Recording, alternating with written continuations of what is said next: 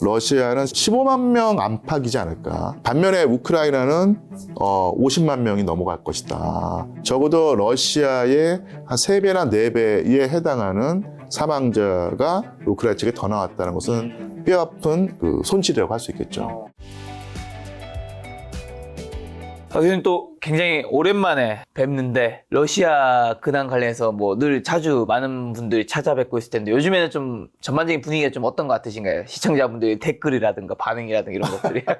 댓글이 지난 해까지는 상당히 뭐 제가 그 나름대로는 이쪽 저쪽 얘기를 다 들려드린다고 했을 때 상당히 뭐 좀 분위기상 그러니까 우리나라에서 우크라이나를 응원하고 맞아. 예, 러시아를 비판하는 목소리가 높아서 사실은 댓글에 좀 비판적인 그런 댓글이 많았었는데 글쎄요 지금은 뭐 상황이 많이 바뀌기도 했고 네, 맞아요. 사정이 바뀌어서 뭐 그럭저럭 한 5대5 정도의 한 두 분 중에 한 분은 뭐 고개를 끄덕여 주시고 네.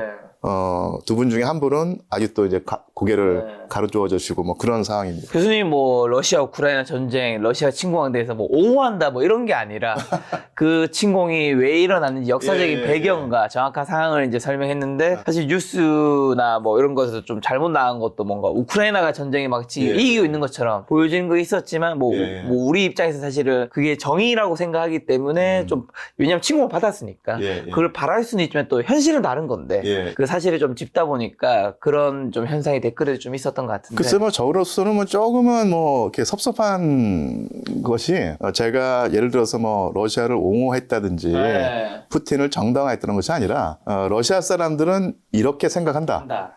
푸틴은 이러이러한 구도 속에서 이런 정책을 편다.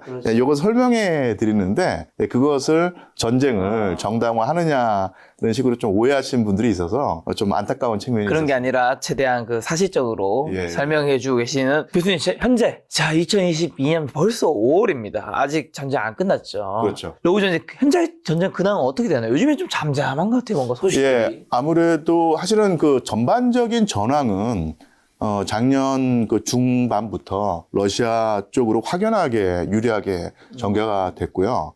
지금 우크라이나로서는 일단 병력에서 상당히 그 뭐랄까요 그 한계를 드러내면서 불리하게 흘러가는 것이 분명한 사실인데 최근이라고 해왔자 올해 초일 때죠. 미국에서 트럼프 행정부가 출범하면서 트럼프 미국 대통령이 상당히 강력하게 그 휴전과 협상을 종용하면서 맞습니다. 그리고 또 분위기가 또 이 러시아로서는 상당히 중요한 행사가 최근에 있었거든요. 5월 9일에 그 유럽 승전기념일 행사가 있었고 이게 사실은 러시아에서 가장 큰 명절입니다. 그리고 세계 각국의 정상들이 모스크바에 직결을 했기 때문에 일종의 뭐 잔치 분위기인데요. 잔치 분위기 속에서 뭐 전선에서 어떤 크나큰 뭐 교전이라든지 이런 게 있으면 좀 그러니까 최근에는 약간 소강 상태 그리고 이제 일종의 교착 상태라고 할 수 있겠죠.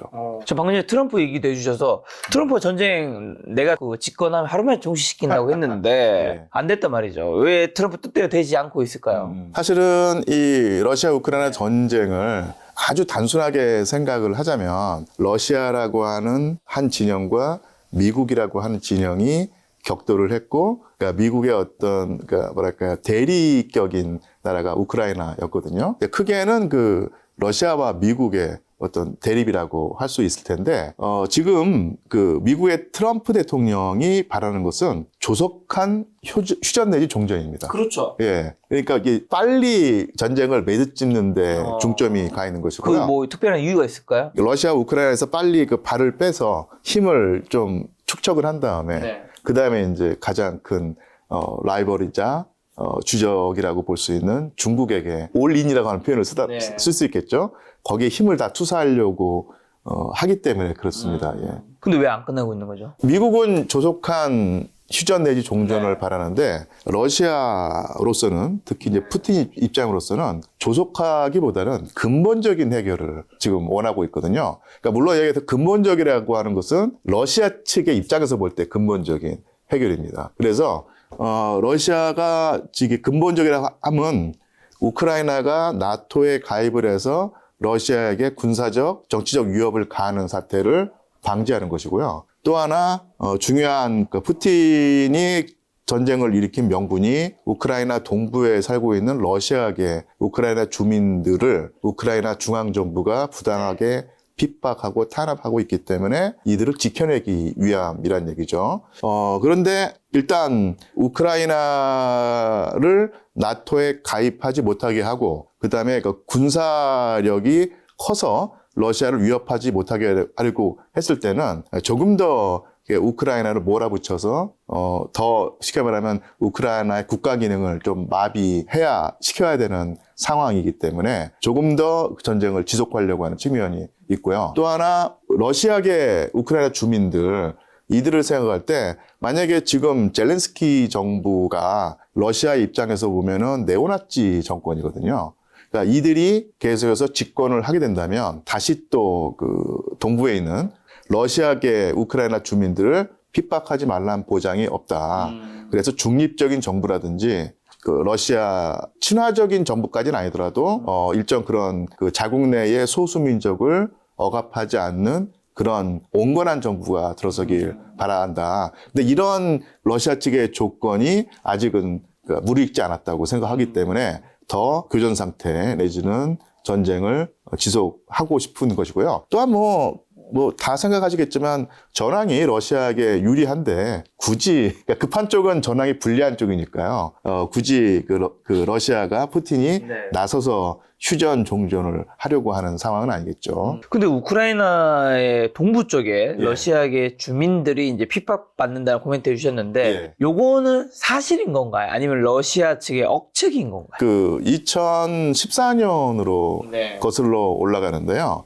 근데 그때 유로마이단이라고 하는 사건이 긍정적으로 보시는 분들은 이것을 우크라이나 그 혁명 내지는 봉기라고 표현하고요. 부정적으로 보는 분들은 우크라이나 사태, 우크라이나 어떤 위기라고 평가하는데 그 전까지 우크라이나의 정치 지형을 보면 친러시아 정치 세력과 친우크라이나 정치 세력이 서로 이렇게 팽팽히 맞서거나 아니면은 정권을 이렇게 주고받는 한 번은 한쪽이 하고 그 다음번은 다른 쪽이 하면서 이게 묘한 균형을 맞춰 있었는데 2014년 그 겨울에 친러시아 정책을 펴던 대통령이 사실 시민들의 그 시위로 결국은 그 이기지 못하고 도주를 하면서 이 정권이 갈렸거든요. 그 사태를 아니면 그 변화를 우리가 유로마이단이라고 부르는데 그래서 들어선 정부가 친서방 정권이었습니다. 그리고 그 친서방 정책이 지금까지 쭉 지속이 되고 있죠. 그래서 이 친서방 내지는 그 푸틴 대통령이 말하는 네오나치 성향의 정권이 들어선 다음에 이 동부에 있는 뭐 소수민족이라고 할까요? 아니면 그 우크라이나인이 아닌 다른 민족에게 러시아계 주민들에게 우크라이나화해라. 그러니까 쉽게 말하면은 그 언어를 그 전까지는 동부에서 러시아어와 우크라이나어를 함께 공용어로 쓰고 있었는데 이제는 러시아어를 공용어의 지위에서 박탈하고 우크라이나어만 쓰게 했던 거예요. 사실은 이게 언어라는 게 상당히 중요하지 않습니까? 예를 들어서 뭐 그 일제강점기에 조선어를 가르치지 못하게 하고 일본어만 가르친다는 것이 사실은 뭐 교과과정상의 변화로 끝나는 것이 아니라 우리 민족에게 크나큰 압박으로 다가오는 것처럼 당시 그 우크라이나 동부에 있는 러시아계 주민들에게도 상당히 부당하게 느껴졌고 거기서 끝나는 것이 아니라 각종 이제 불이익이 주어졌던 거예요. 예를 들면 공무원 시험에 합격을 한다고 했을 때 우크라이나어 실력이 안 되면 임용이 안 된다든지 뭐 이런 각종 불이익이 있었고요. 그리고 더 결정적으로 2014년에 러시아가 크림반도를 합병 내지는 강타를 한 다음에 우크라이나에서 그 민족주의 세력이 정말로 강해졌습니다. 그러니까 이 민족주의라는 것은 우크라이나의 어떤 정체성을 가지지 못한 다른 집단들을 가만 놔두지 않겠다는 얘기인데요. 근데 그러면서 이 동부 주민들에게 상당히 큰 압박을 가했고 여기에 그 반발한 러시아계 우크라이나 시민들이 저항을 하고요. 그러면서 내전이 벌어졌죠. 그 내전이 7년 동안 지속이 되면서 계속 그 전투가 있었고, 근데 예상을 하시겠지만 우크라이나 동부에 있는 러시아계 주민들은 아무리 저항을 세게 하더라도 소수일 수밖에 없고 무장이 빈약하죠. 반면에 우크라이나 정부군은 훨씬 무장이 강할 테니까. 그래서 지속적으로 압박을 했고 아무리 그 러시아가 뒷배를 봐준다고 해도 이 분리독립주의자가 불리한 것이 사실이었습니다. 그래서 많은 사람들이 죽어나갔고 또한 우크라이나 중앙정부 입장에서 보면 그러니까 이 사람들은 그러니까 분리독립주의자는 아예 우크라이나 국적을 가지고 있으면서 딴살림을 차리려고 하는 다른 나라에게 충성을 바치는 존재로 비춰졌기 때문에 상당히 뭐랄까요 그 반역자, 배신자로 비춰졌기 때문에 쉽게 말하면 좀 손찌검을 많이 하면서 러시아 주장에 따르면은 우크라이나 중앙정부군이 내지는 우크라이나계 민병대들이 무장하지 않은 러시아계 주민들을 학살했다. 그래서 그 숫자가 1000명 단위다, 기천명 단위다고 하면서 이런 식의 상황이 사실은 2022년 전쟁이 벌어지기 전까지 존재했고요. 그래서 이 강도의 차이는 있지만, 그리고 뭐 사실은 어떻게 보면 우크라이나 중앙정부군의 내지는 중앙정부의 입장을 또 충분히 이해할 만도 하지만 어쨌든 간에 인명이 살상되고 피해를 입었던 것은 분명한 사실입니다. 사실인 거고. 예. 자, 트럼프 근데 집권하고 난 다음에 젤렌스키랑 한번 회담했었잖아요. 예. 그때 굉장한 썰전을 벌였었잖아요. 뭐 예, 그렇게 예. 좋은 그림은 아닌 게 펼쳐졌었는데 왜 그렇게 썰전이 벌어졌었고 트럼프는 뭔가 젤렌스키를 부통령이랑 함께 뭔가 되게 면박과 창피해 줬었단 예. 말이죠. 왜 그렇게 줬으면 요즘 또 두 명이 만난다면서요? 맞습니다. 예. 네. 그 트럼프의 기본적인 입장이 아까 말씀드린 것처럼 이제 조속한 해결이라고 했을 때 우크라이나가 두말하지 않고 협상의 장에 앉기를 바랬는데 그러려고 하면 상당히 압박하는 모양새를 취해야 됐던 것입니다. 그래서 그 우크라이나로서는 상당히 부당하게 느껴질 수 있는 상당히 그 강압적이고 뭐랄까요 그런 요구 조건을 내걸었고 그래서 이 트럼프라는 사람이 아무래도 이거 어른들 싸움에 어른들 일에 왜 꼬맹이가 뛰어드냐 하면서 이제 우크라이나를 꼬맹이 취급했던 것이죠. 그래서 거기에 젤렌스키 대통령이 반항하고 저항하고 하면서 상당히 분위기가 아주 심각했던 것이고요. 또한 거기서 그 트럼프 대통령의 어떤 스타일이 또 반영이 된 듯합니다. 아시겠지만 트럼프 대통령의 스타일이 상대방이 도저히 받아들일 수 없는 요구 조건을 탁 던진 다음에 나중에 좀 낮춰져요. 살짝 양보하는 모양새를 취하면서 중국에 대한 관세도 예. 145%인가 150% 때렸다가 요즘 확정은 아니지만 지금 뭐 30%인가요? 그렇죠. 확 낮아졌죠. 예. 그런 식으로 협상을 하고 그것이 상당히 뭐 잘 통했다고 자평을 할 텐데 우크라이나에게도 그런 식으로 확 어떤 내질러서 기를 죽인 다음에 살짝 양보해 주면서 그걸 이제 감지덕지하게 만드는 모양새를 취하려고 했던 것 같고요. 또 젤렌스키 입장에서 보면은 나타난 결과만 놓고 보자면요. 약간의 어떤 살짝 도발도 하지 않았을까 생각이 듭니다. 그러니까 그 뭐랄까요. 트럼프 대통령의 심기를 건드려서 더 세게 자기를 압박하는 모양새를 취하게 만들어서 자기를 시키는 희생자, 당하는 사람으로 이제 이미지를 만들어서요. 그렇게 되면은 어떻게 되겠습니까? 우크라이나 국민들이. 애국심을 아무래도 특히 이제 민족주의적인 성향을 띠 우크라이나 시민들이 내 안에서, 우리나라 안에서 내가 대통령을 비판할 수 있지만 우리나라 대통령이 밖에 나가서 당하면 그래도 정말 화난다 하면서 그 자기네 대통령, 젤렌스키 대통령을 약간 감싸는 모양새를 취했는데 실제로 그랬는지 안 그랬는지는 나중에 알리겠지만 나타난 결과만 놓고 보자면 젤렌스키 대통령의 지지율이 올라갔다면서요? 올라갔습니다. 그래서 제가 예상했던 것보다 더 많이 올라갔기 때문에 나타난 결과만 놓고 보자면 그런 측면도 있지 않았는가 싶네요. 이번에 언제 만나는 거죠? 저도 이제 정확한 날짜는 모르는데요. 최근에 그 광물 협정, 히토류 협정이 맺어졌는데 상당히 미국으로서도 흡족해하고 그리고 젤렌스키 대통령으로서도 사실 나빠하지 않는 뭐 그럭저럭 괜찮은 성공적인 협상이었다고 하면서 두 진영이 좋아하는 것을 보면요. 근데 분위기가 이제부터 훨씬 누그러진 것 같고 그런 연장선상에서 아마 조속히 정상회담이 있지 않을까 싶습니다. 실제로 근데 미국이 뭐 우크라이나에 대한 미국 군사 원조를 잠시 중단했다는 얘기도 있던데 중단했었던 게 정말인지라 지금은 또 다시 지원하고 있긴 한가요? 그러니까 이게 중단이라고 하는 것이 제가 기억하기로는요.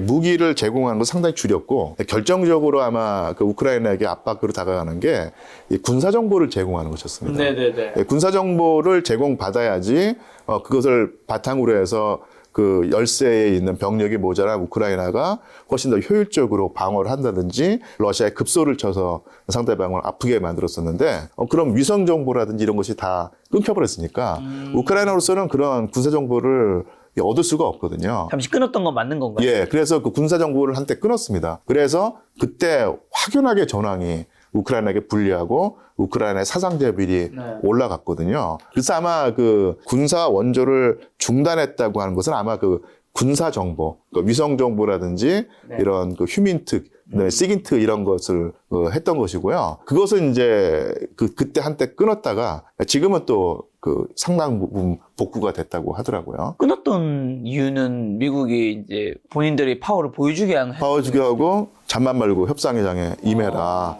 뭐 이렇게 되죠. 너희들 군사 정보 없으니까 할 일 없이 완전히 속수무책으로 밀리지. 말 안 들으면 그렇게 하겠어. 라고 이제 쉽게 말해 한번 본때를 보인 다음에 우크라이나가 이제 좀 풀이 죽어 있으니까 네. 살짝 또 이제 그 풀어주고 하니까 그럼 또 이제 고마워 할 수 있지 않습니까? 네. 그런 밀당을 하는 듯 합니다. 실제로 그럼 우크라이나 미국이 지원이 끊기면 전쟁은 그냥 무조건 밀릴 수밖에 없는 거네요. 그렇죠. 일단 뭐 군사 정보의 어떤 그 중요성도 다시 한번 절실히 느꼈고요. 그 다음에 또 저번에도 몇 번 그 말씀드린 적이 있는데 우크라이나가 지금 국가 기능이 마비되고 경제가 거의 올스탑 됐던 그렇겠죠. 상황이었죠. 그래서 그 제렌스키 행정부에 돈이 없습니다. 그래서 군인들에게 줄 수당, 공무원들에게 줄 그 봉급, 그리고 노인들에게 줄 연금이 나올 만한 어떤 그게 없기 때문에 결국 그것은 다 서방과 미국으로부터 받는 그 자금 지원을 가지고 이 국가를 돌리는데요. 이 자금이 끊기게 되면은 당장 아까도 말씀드린 것처럼 군인들이 수당도 못 받고 그리고 공무원들이 봉급 못 받으면 일을 못 할 거 아니겠습니까? 국가 기능이 마비되겠죠. 근데 그런 의미에서 서방과 미국의 군사 원조 내지는 자금 원조는 그 우크라이나의 전쟁 수행에 결정적이다. 이것이 없으면 안 된다. 이렇게 생각하고요. 그래서 그 많은 분들이 이것은 그 미국과 러시아의 충돌이다라고 표현하는 것이죠. 지금 미국과 러시아의 충돌이라는 말씀해 주셨는데 그럼 지금은 미국과 우크라이나의 지금 관계는 지금 정확히 좋은 편인 건가요? 아무래도 그 히토류 광물 협정이 맺어지면서 한숨 넘어갔다고 볼 수 있고요. 그러니까 물론 또 세부적으로 들어가면 이 광물 협정이란 것이 그리고 우크라이나 국민들에게 또 설명이 되고 지지를 받아야 되고 의회의 비준을 받아야 되는데 이 또 그 악마는 디테일이 있다고 또 세부상으로 들어가면 지금 어쨌든 간에 미국과 이 광물 협정이 체결되면서 우크라이나 국민들이 뭔가 큰 성과를 이뤘다고 생각을 하고 제렌스키 대통령에 대한 지지도가 올라가는데 알고 보면 세부적으로 조항으로 들어가서 우리에게 너무 불리하다 뭐 이런 것이 발견이 되면 조금 여론이 바뀔 수도 있는데 전반적인 흐름은 사실은 미국과의 관계 개선에 성공했다. 그리고 어쨌든 간에 한 매듭을 지었다는 측면에서 국민들도 반응이 좋은 것 같습니다. 로준제 그러면 지금 각국의 손실은 뭐 사상자나 이런 포탄 소모량 뭐 이런 전반적인 것도 손실은 좀 어떤 상황인가요? 예, 이것도 사실은 뭐 베일에 쌓여있고 아직 공식적인 발표가 없는데 많은 경우에 저의 뭐 사실은 그 전문가마다 특히 군사 전문가마다 추정이 다르긴 한데요. 제가 그 추정을 하기로는 사망자, 전사자의 수치가 러시아는 10만 명을 넘은 듯 하고요. 15만 명 안팎이지 않을까.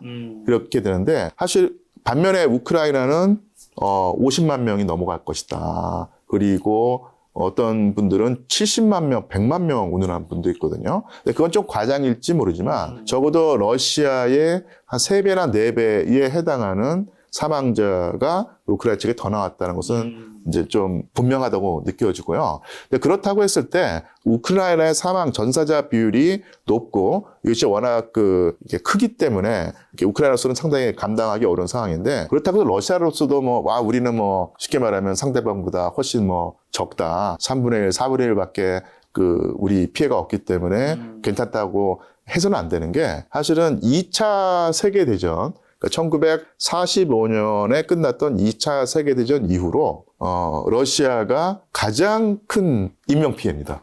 예를 들어서 이제 1980년대까지 아프가니스탄에서 그러니까 소비에트 연방이 전쟁을 했고 2000년대 들어와서는 체첸 전쟁에서 아주 처참하게 고전을 하고 1차, 2차 체첸 전쟁을 벌였는데 그 전쟁, 아프가니스탄 전쟁, 체첸 전쟁의 사망자 피해 규모를 지금 훌쩍 넘는 피해를 입었기 때문에 이것은 상당히 뼈아픈 상대적으로는 작을지 몰라도 절대적으로는 뼈아픈 어떤 그 손실이라고 할 수 있겠죠. 근데 제가 듣기로는 수성이 공성보다는 쉽고 공성하는 쪽에 훨씬 더 많은 병력과 전쟁 물자가 있었다고 들었는데 예. 러시아가 어쨌든 우크라이나보다 사상자가 적은 거는 그만큼 전쟁을 역량이든 뭐 무기든 이런 게 훨씬 많았기 때문에 그런 예, 결국은 뭐 제공권이라든지 이런 것일 텐데 결국은 포격전에서요. 네. 다시 한번 이 21세기의 전쟁인데도 그 제1차 2차 세계대전처럼 결국은 포탄, 그러니까 포격을 누가 더 정확히 하느냐에서 판가름 난다는 그런 그 과정이 또 한 번 재생이 됐는데 아무래도 그 우크라이나 군이 가지고 있는 포병 전력하고 러시아 군이 가지고 있는 포병 전력을 비교했을 때 사실은 거의 압도적이라고 할 만큼 러시아의 포병 전력이 강하기 때문에 이것이 결국 전사상자 비율에서 상대적으로 러시아에게 유리하게 우크라이나에게 불리하게 나타난 듯합니다. 그러면 이게 이렇게 소멸된 병력과 포탄은 계속 지금 벌써 전쟁이 일어난 지 22년이 일어났나요? 그렇죠. 22년이었죠. 22년 2월이었습니다. 25, 그럼 4년 차네요. 3년이 지나고 3년이 지나고. 예, 4년 차에 접어들었죠. 이건 어떻게 계속 충당하고 있죠? 일단 러시아는 그 뭐랄까요? 원래부터 이 경제 규모에 비해서 군수 공업이 상당히 그 비중이 컸었고요. 그리고 서방에 비해서 특히 이제 기본적인 무기 체계의 생산이 상당히 많았습니다. 근데 그것을 이제 풀 가동해서 했던 것이고, 그래도 모자란 부분이 있으면 역시 그 북한으로부터 많이 얻었는데, 보는 어떤 전문가에 따라서는 사실은 그 러시아가 사용하는 포탄의 뭐 3분의 1? 4분의 1이 북한으로부터 나왔다. 이렇게 보는 분도 있습니다.